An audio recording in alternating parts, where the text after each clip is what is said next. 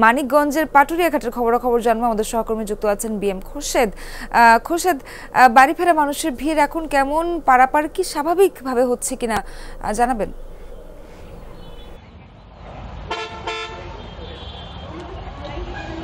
সোহার, পাটুরিয়া ঘাটের এই মুহূর্তের চিত্র হচ্ছে আমরা সকাল থেকে কিন্তু আজও ঈদে ঘরমুখো মানুষের কিন্তু চাপ দেখছি এবং পাশাপাশি ছোট গাড়ির চাপ রয়েছে। তবে দূরপাল্লার বাসের কিন্তু আমরা দীর্ঘ সারি দেখিনি।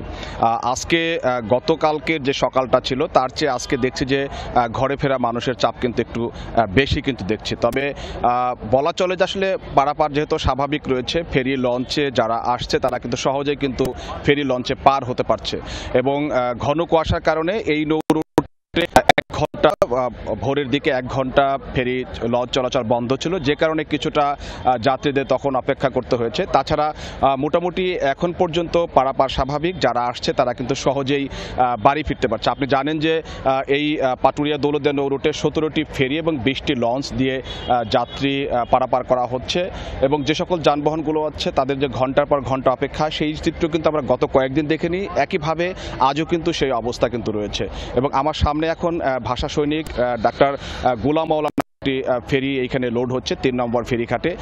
এই ফেরিঘাটে কিন্তু আমরা দেখছি যে ছোট গাড়ি এবং যাত্রী কিন্তু বেশি, সেইখানে দূরপাল্লার বাস নেই বললেই চলে এবং ফেরিগুলো একইভাবে এই পাটুরিয়া থেকে যাত্রী যানবাহন নিয়ে আবার দ্রুততার সাথে দৌলতদিয়া ঘাট থেকে এসে কিন্তু পারাপার হচ্ছে এবং আজকে যেহেতু একেবারে ঘরমুখো মানুষের যাতায়াতের একেবারে যেহেতু শেষ মুহূর্তে রয়েছে, হয়তোবা একদিন পরেই হয়তোবা ঈদ হবে, এখন আসলে স্বস্তি নিয়ে দুর্ভোগ ভোগান্তির অভিযোগ ছোহার এখন পর্যন্ত আমাদের কাছে কেউ করেনি। খোরশেদ, ধন্যবাদ আপনাকে।